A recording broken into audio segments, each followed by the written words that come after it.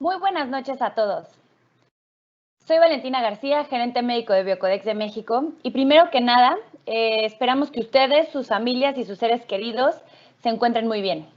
En segundo lugar, les agradecemos enormemente por aceptar esta invitación y por estar aquí escuchándonos. Sabemos que esta época es difícil para todos y esta pandemia, bueno, pues nos ha retado a adaptarnos a una nueva forma de hacer las cosas.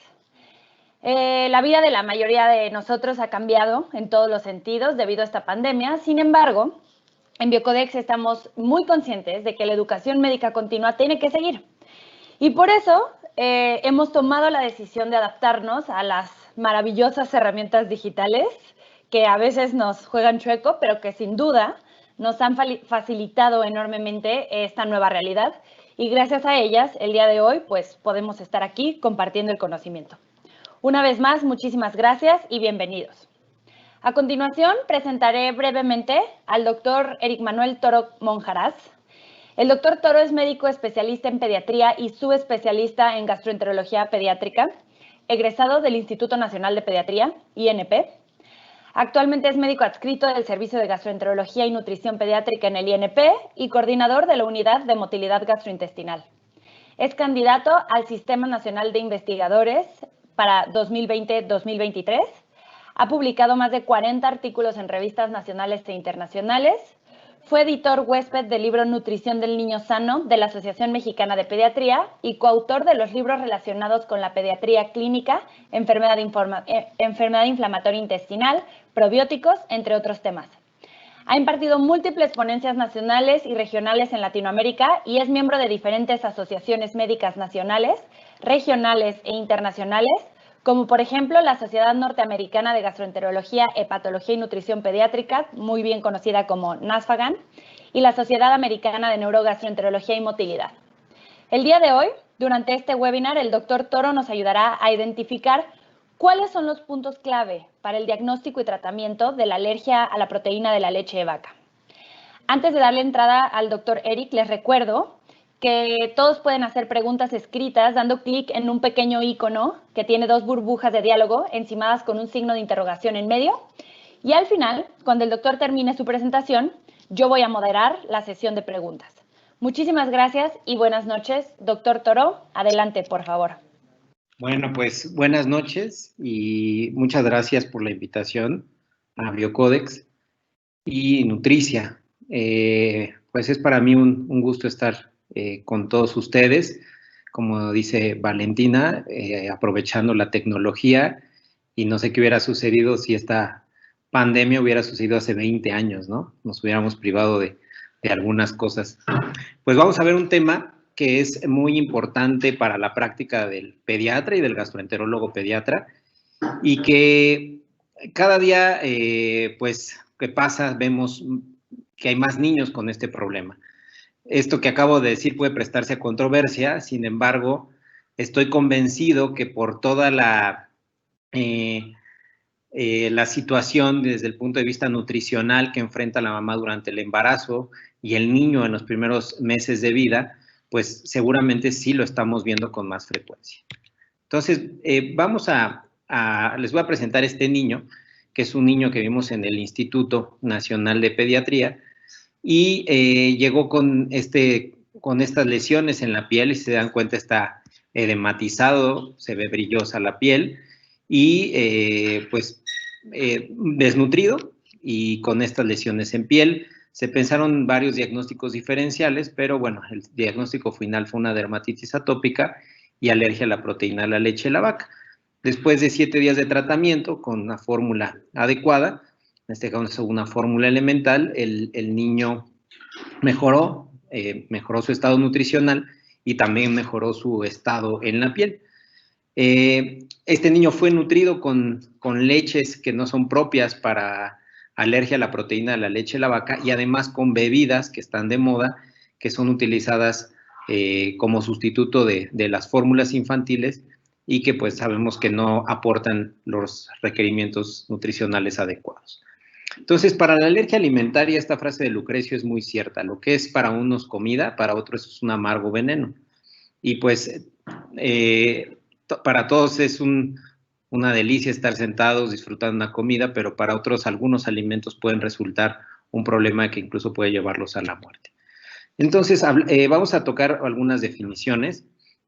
La alergia alimentaria es una reacción inmunológica adversa que ocurre por la exposición a un alimento específico y es diferente a otra reacción adversa a alimentos como puede ser la intolerancia, la más famosa, la intolerancia a la lactosa, aunque existe intolerancia a algunos otros carbohidratos que también nos pueden dar sintomatología, reacciones farmacológicas y reacciones mediadas por toxinas.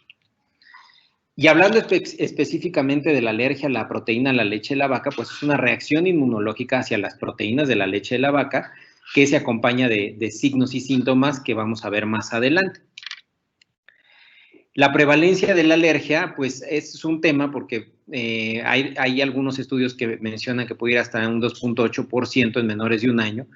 Sin embargo, creo que muchos de ustedes estarán de acuerdo conmigo que la alergia se ha incrementado en los últimos años. Y quizá me van a decir unos, no, pero está sobrediagnosticada. Puede ser, sin embargo, vemos más niños con problemas gastrointestinales en los primeros meses de vida. Entonces, esto es un tema que se presta a controversia y tiene que ver mucho con que no hay métodos diagnósticos precisos para el diagnóstico de la alergia a la proteína de la leche de la vaca. Probablemente la prevalencia vaya más allá de 2.8%. Hay una predisposición genética familiar. Se dice que si ambos padres son atópicos, hay un riesgo del niño de padecer alergia hasta el 72%, y si no tiene antecedentes hasta un 12%. Y esto lo vemos más frecuente en la consulta. Hay papás que no son alérgicos y el niño llega con un cuadro de alergia típico, ¿no? Incluso con dermatitis atópica, con reacciones, con problemas respiratorios y con la sintomatología gastrointestinal clásica. Entonces, no necesariamente debe haber un antecedente genético, sin embargo, si lo tiene, pues es mucho más probable el diagnóstico. Y existen ciertos factores que pueden incrementar la probabilidad de padecer alergia, ¿no? Hay factores asociados que se han descrito en la literatura.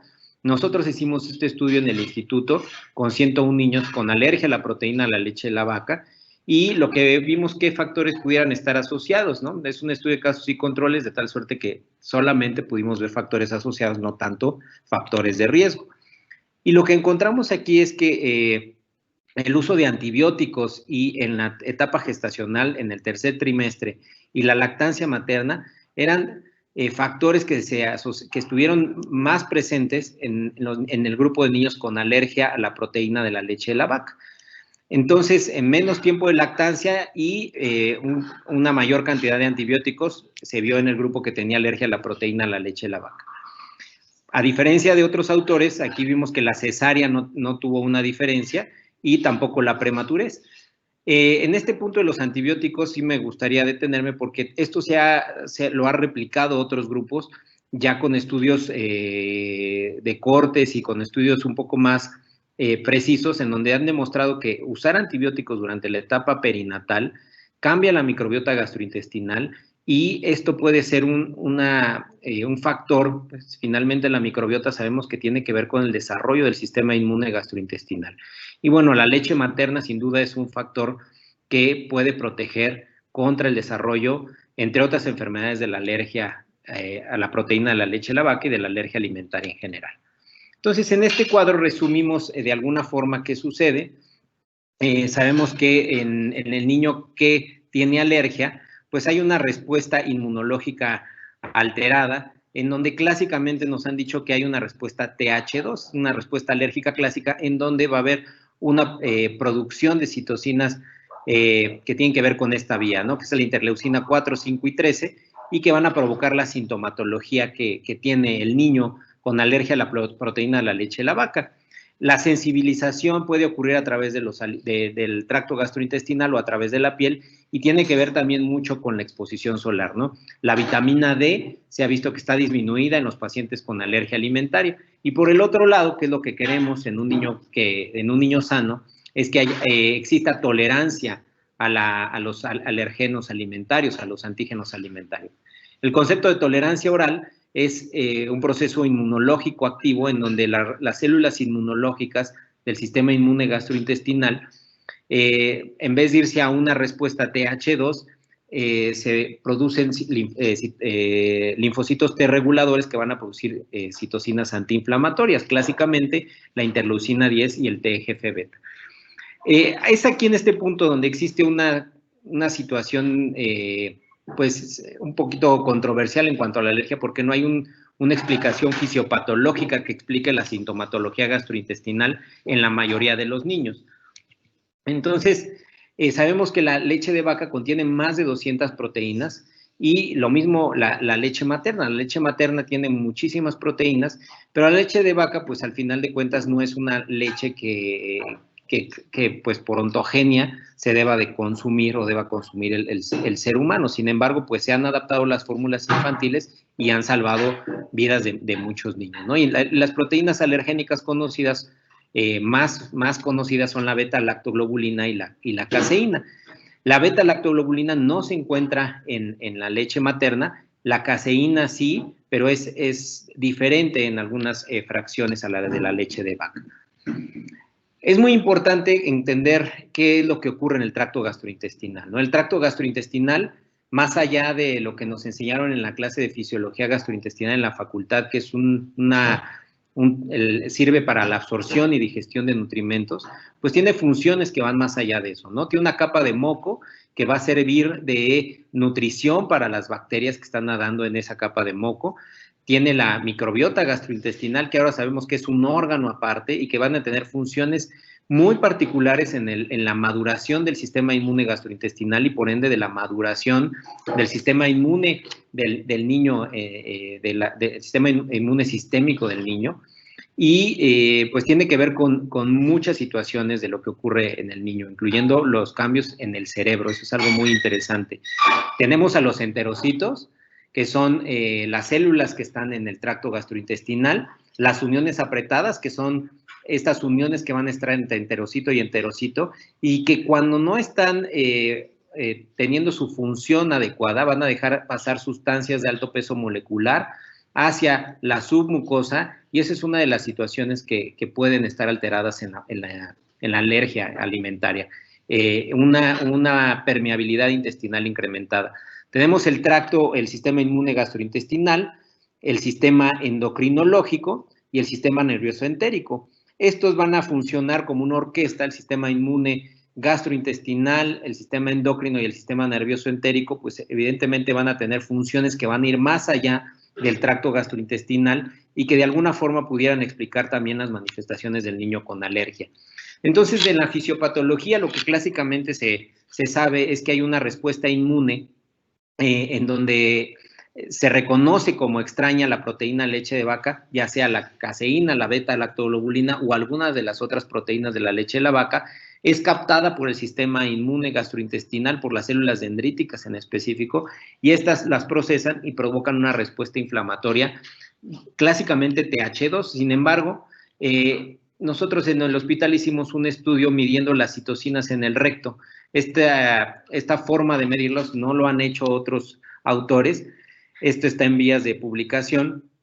Y lo que encontramos en niños con alergia a la proteína de la leche de la vaca en menores de 6 meses, con diagnóstico con reto abierto de alergia a la proteína de la leche de la vaca, es que la mayor parte de ellos no tienen una respuesta TH2, no tienen IgS específicas elevadas. Prácticamente ninguno de los niños tuvieron inmunocap positivo, pero sí tuvieron prueba de reto abierto positivo. Y cuando les hicimos la medición de las citocinas en el recto, lo que nos encontramos es esto, que había una respuesta TH17 súper incrementada en el recto.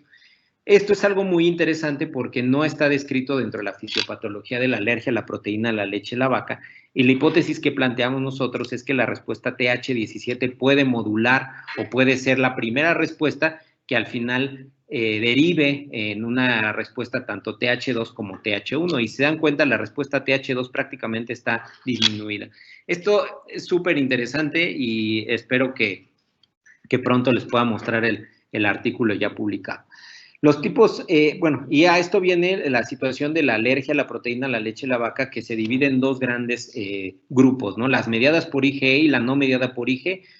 Cuando, pues hace 10, 15 años, en los cursos de gastroenterología pediátrica, se decía que pues la alergia a la proteína, a la leche de la vaca, la mayoría eran mediadas por IgE y la mayoría esperaría encontrar una respuesta clásica alérgica, es decir, una respuesta en donde hubiera pues la dermatitis atópica, estuviera el niño con problemas respiratorios. Sin embargo, esto ha cambiado el paradigma paulatinamente en relación a la alergia y ahora se sabe que la gran mayoría son alergias no mediadas por IgE y eso es lo que dificulta el diagnóstico, porque al no saberse bien la fisiopatología, pues no tenemos una prueba diagnóstica precisa.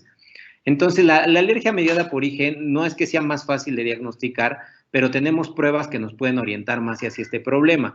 Pero representa el 10% probablemente de las reacciones alérgicas en el niño con alergia a la proteína, a la leche de la vaca, en donde las reacciones van a ser inmediatas, ¿no? En donde el niño va a tener anafilaxia, asma, urticaria, y es la única con diagnóstico comprobable, sobre todo en mayores de edad, porque en niños pequeños, pues al no estar maduro su sistema inmunológico, de hecho los alergólogos no me dejarán mentir, pues prácticamente no hacen pruebas de alergia en menores de 2 años y algunos se van hasta mayores de 4 años. ¿Por qué? Por esta baja sensibilidad y especificidad de estas pruebas. Entonces, el diagnóstico, bueno, termina siendo clínico también en estas tipo de alergias, aunque hay quien hace pruebas cutáneas, etcétera, que vamos a hablar más adelante, ¿no? Entonces, este es el clásico cuadro en donde el niño tiene síndrome de alergia oral, puede tener urticaria, pero lo más importante es que la reacción es inmediata. El niño consume el alimento y a lo largo de 1 o 2 horas presenta la sintomatología, que puede ser incluso hasta un choque anafiláctico, ¿no? Y la no mediada por IgE, bueno, pues ahí viene el talón de Aquiles, porque como les decía, no conocemos bien la fisiopatología. La reacción se presenta hasta 1 semana después de contacto con el alergeno y no está claro el mecanismo fisiopatológico. Entonces, de ahí viene mucho esta situación de considerar a muchos niños con alergia con trastornos funcionales gastrointestinales y pues está mucho esta situación y que pues definitivamente es controversial, ¿no? O sea, no siempre en las pláticas en vivo digo, si ponemos a un niño con sintomatología gastrointestinal en un foro, si se los presento ahorita, pues unos van a decir que es alergia, otros que es cólico, otros que es simplemente reflujo, otros que no tiene absolutamente nada y que lo deje madurar, que solito va a ceder. Entonces, de ahí viene el asunto de la alergia, de la controversia, ¿no?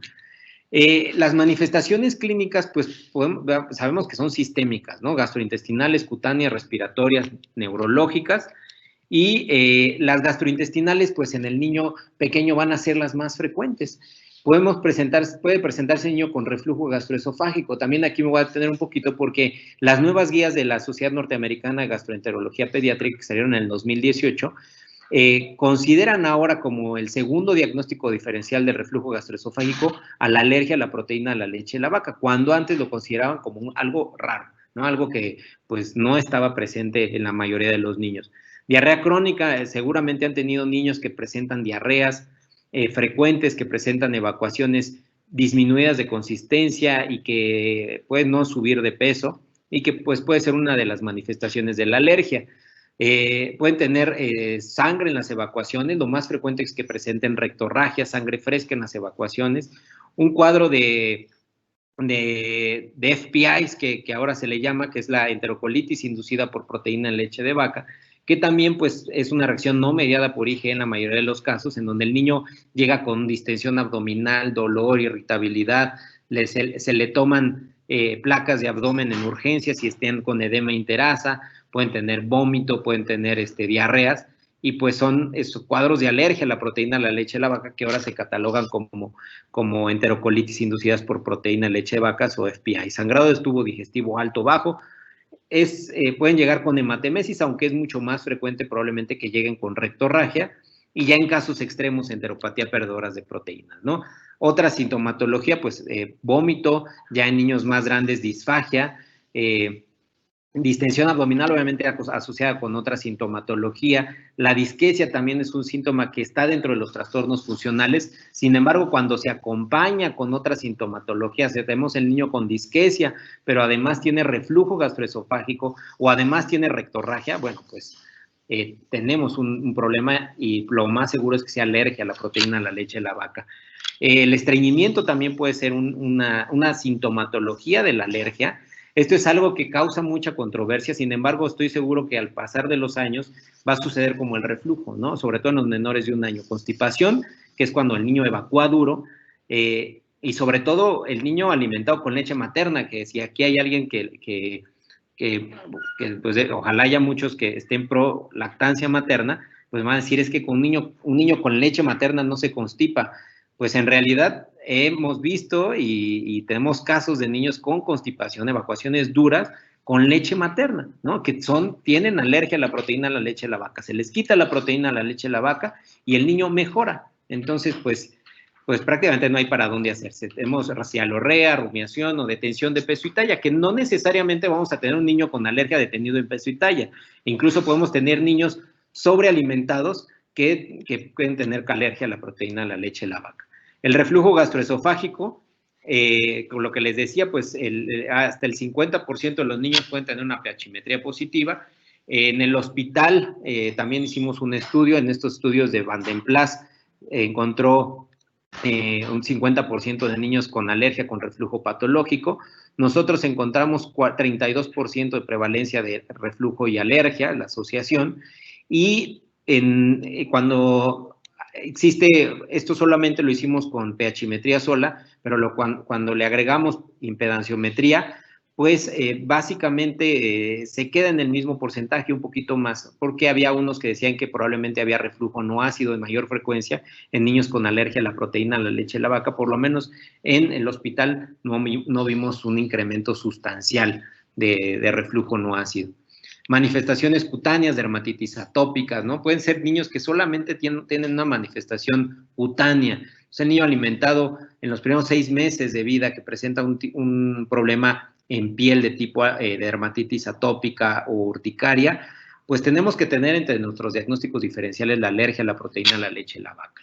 Las manifestaciones respiratorias probablemente las veamos tardíamente, o sea, después de los 6 meses, pero pues el niño que se enferma o infecciones de vías respiratorias de repetición y que en la historia clínica pues tuvo cólico, tuvo reflujo, tuvo episodios de rectorragia, o el niño más grande, ¿no? Que ya tiene asma, que ya hizo la marcha alérgica, o niños que llegan con BRUE o antes llamado ALTE, ¿no? Que pues en un porcentaje de los casos tenemos que buscar alteración en la mecánica de la deglución o disfagia orofaringia, pero pues puede haber niños con BRUE tenemos niños con BRUE que responden a la supresión de proteína en leche de vaca, ¿no? Entonces también tenemos que tener otros diagnósticos diferenciales en patologías como estas que se ven o se hacen ya con mayor frecuencia, pero bueno, hay que tenerlos en cuenta. El niño que llora toda la noche, que tiene problemas de que no duerme bien, sobre todo en los menores de 6 meses, pues podemos tener un problema de alergia a la proteína de la leche de la vaca. Las pruebas diagnósticas pues van a estar encaminadas, aquí ahí está mal, es IgE específica, fue un error de dedo, que pueden ser PRIC o que diga RAST o Inmunocap, las pruebas cutáneas y las pruebas de parche, ¿no? Que serían como las armas de diagnóstico que podemos tener. Pero bueno, sabemos que el estándar de oro es la prueba de supresión y reto y muy específicamente la doble ciego placebo controlado.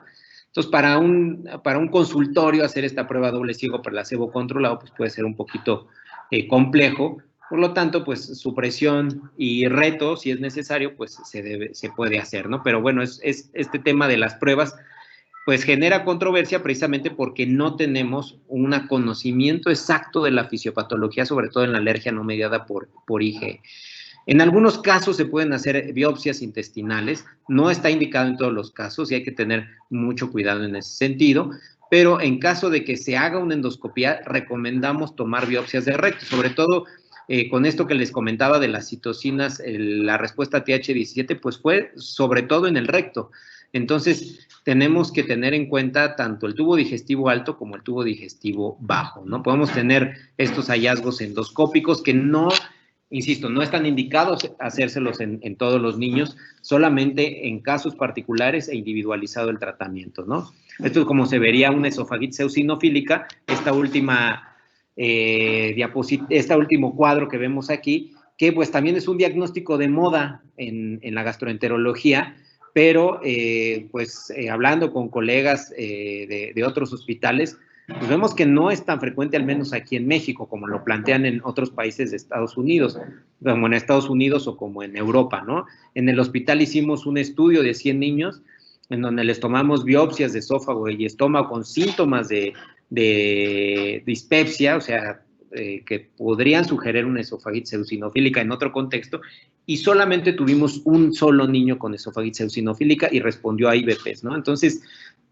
sí tenemos un niño que tenga esofagitis eosinofílica, tenemos que tener como diagnóstico diferencial que sea una alergia a la proteína de la leche de la vaca o que ya tenga alergia alimentaria, tenga varios alimentos a los que sea alérgico, pero no es un diagnóstico muy frecuente en México. Y en el infantil de México también hicieron un estudio, 3,000 y tantas biopsias en esófago y tuvieron muy poquitos casos de esofagitis eosinofílica. Ahora, el tratamiento, todos están muy familiarizados con el tratamiento. Sabemos que la leche materna se debe de continuar y se debe de suprimir la proteína de leche de vaca. Y aquí hay que ser muy cautelosos con lo que esté comiendo la mamá. Tener mucho cuidado con todos los alimentos que pueden estar contaminados. Pero en caso de que no se pueda dar leche materna, pues tenemos un arsenal de fórmulas amplio que podemos utilizar y hay que saberlos utilizar, ¿no? Porque tenemos que saber o tener claro cuáles son hidrolizados de proteínas de suero, cuáles son hidrolizados de caseína, cuáles son las fórmulas elementales, cuáles son las fórmulas de arroz y, bueno, las de soya que ahorita lo vamos a ver, ¿no? Esto es lo que les decía del caso del principio que pues le dieron bebidas de arroz como algunas de estas, que al final del día no tienen la capacidad de nutrir al niño. Estas se recomiendan en niños mayores de 2 o 3 años. Antes de esa edad, exclusivamente leche materna o fórmulas que sean precisas para el niño con alergia a la proteína a la leche de la vaca. Recuerden que la leche materna es el alimento que además de proveer los macronutrimentos necesarios, provee los micronutrimentos y además tiene otras sustancias como la propia microbiota de la leche materna que favorecen el desarrollo de la microbiota del lactante y favorecen el desarrollo del sistema inmune gastrointestinal y, bueno, tiene funciones fabulosas a corto, mediano y largo plazo, ¿no?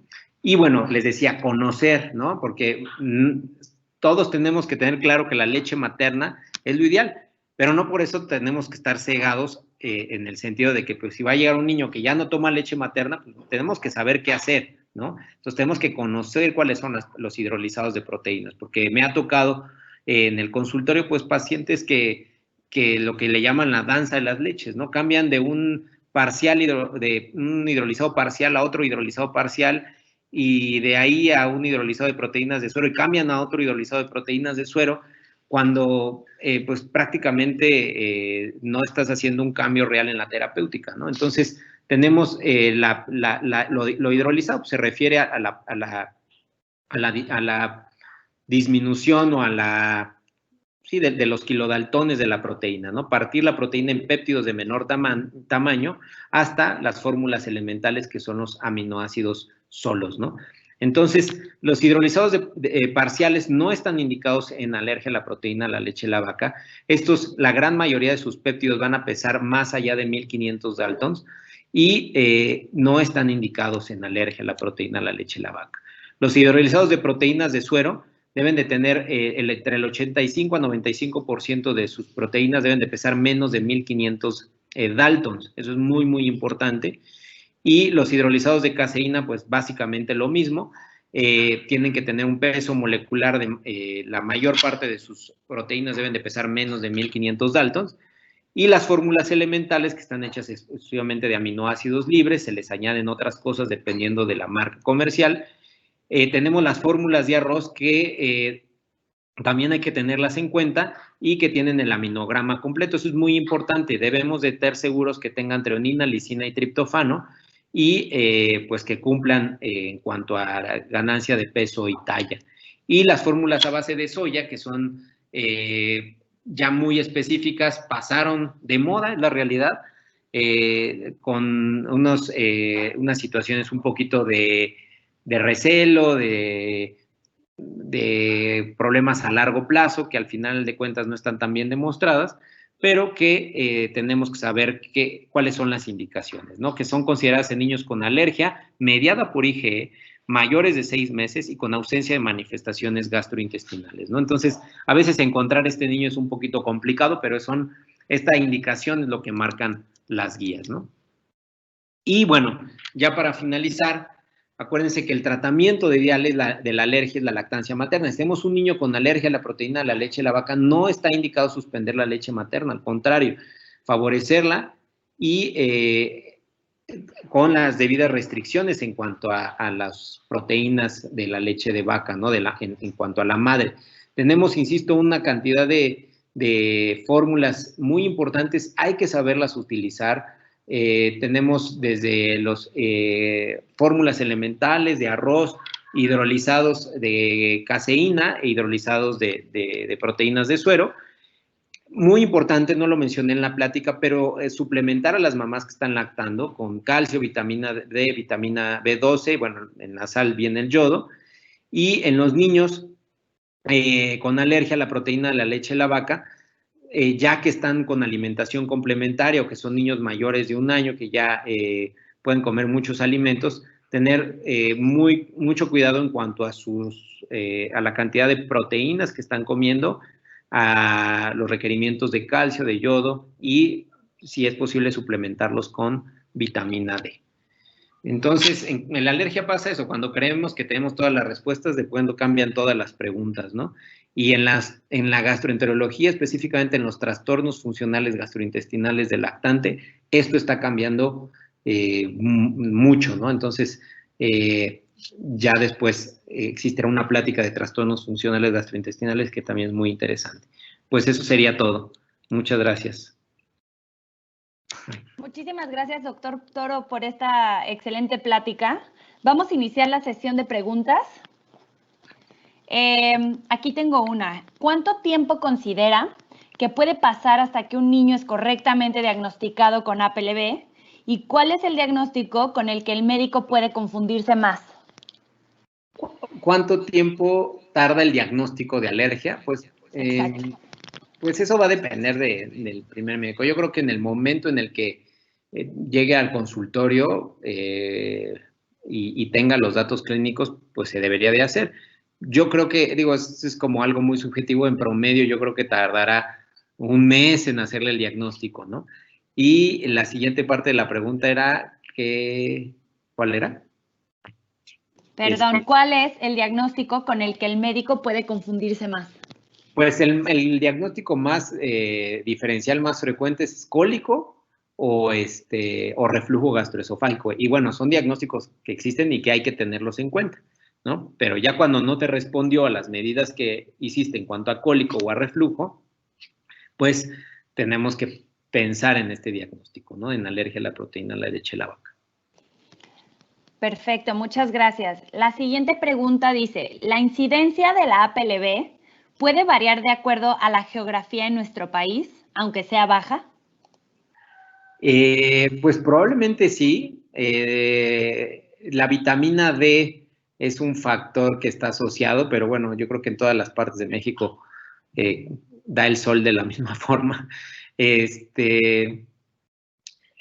una pregunta difícil porque así a ciencia cierta yo diría que no está la respuesta, pero podría variar, aunque poco, no creo que sea sustancial la variación que puede existir en un lugar u otro.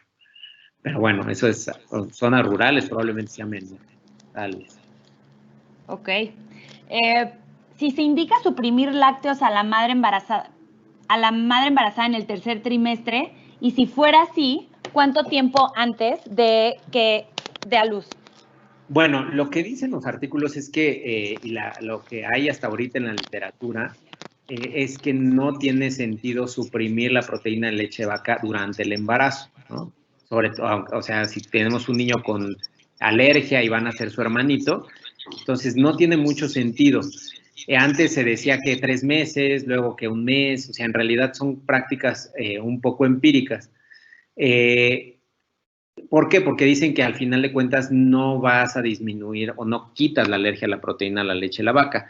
Sin embargo, sí es cierto que si tienes, o sea, quieres tener la certeza, con que lo suprimas 3 días antes de que vaya a nacer el bebé puede ser suficiente, pero esto es algo muy off the record, o sea, en realidad es una práctica que puede ser común entre gastroenterólogos pediatras, sobre todo dependiendo de las escuelas, pero no con tanto tiempo de antelación. O sea, suprimirla durante 3 meses es demasiado.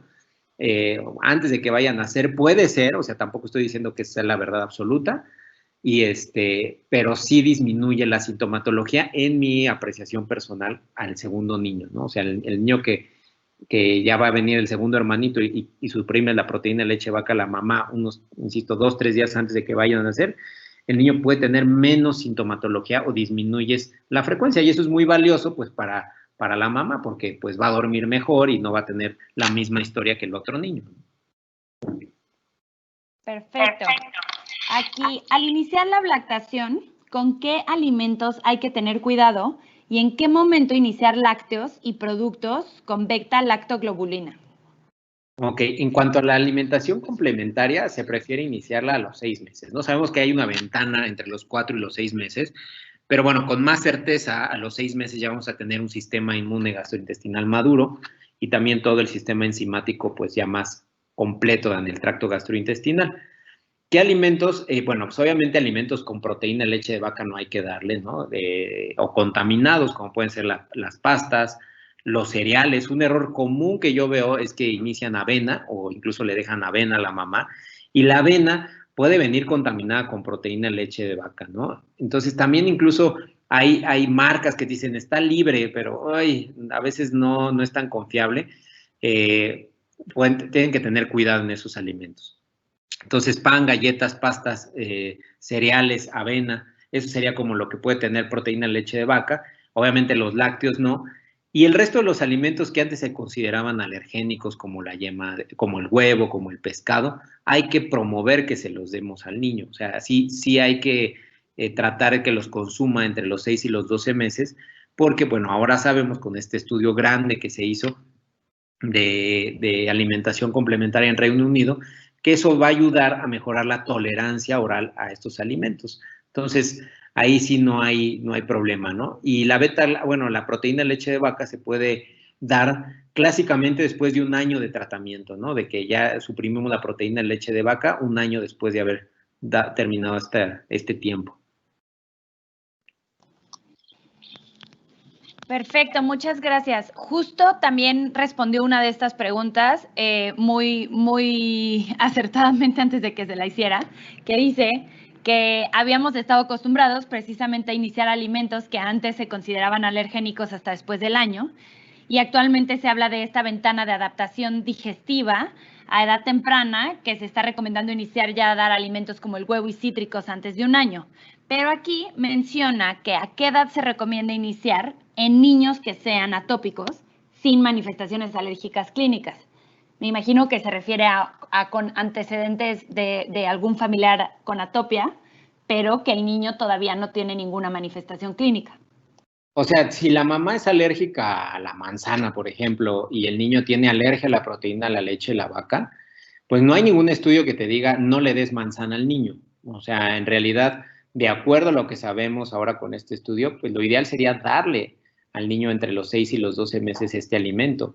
Y con el fundamento fisiopatológico que ya va a haber una maduración gastrointestinal desde el punto de vista inmunológico y puede tolerar ese alimento, ¿no? A lo mejor, y eso puede disminuir incluso el riesgo a futura edad de que haga alergia a la manzana, que probablemente a lo mejor es lo que ocurre con muchos adultos hoy en día, que tuvieron alergia a la proteína de la leche de la vaca no diagnosticada en su momento y entonces hicieron marcha alérgica y terminaron con una alergia a la manzana. Entonces, yo creo que debemos de dar estos alimentos, incluso si el papá es alérgico por ejemplo, a algún otro alimento diferente a la proteína leche de vaca, ¿no? O sea, es mejor desde el punto de vista fisiopatológico. Perfecto. Y una última pregunta, doctor. ¿Cuál es la diferencia entre un hidrolizado de suero y un hidrolizado de caseína? Pues las proteínas, ¿no? O sea, la caseína es una proteína de que lo que les decía, tiene mayor, también está en la leche materna y está en las fórmulas, en la leche materna y en la leche de vaca, perdón. Y las proteínas de los hidrolizados de proteínas de suero, pues tienen tanto alfa-lacto albúmina como beta-lactoglobulina.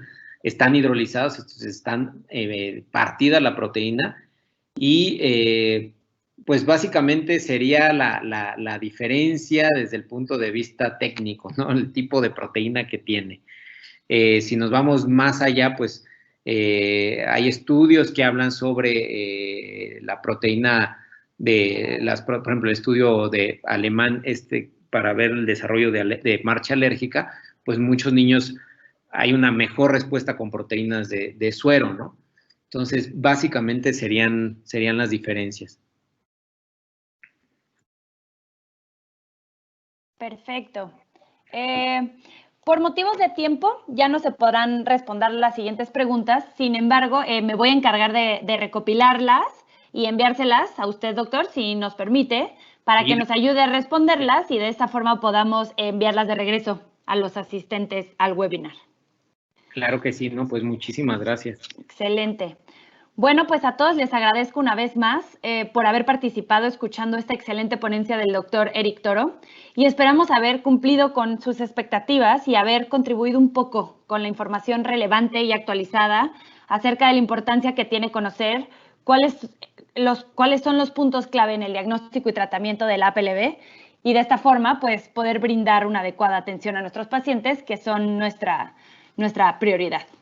Yo me despido. Muchísimas gracias, doctor, y buenas noches a todos. Muchas gracias. Buenas noches.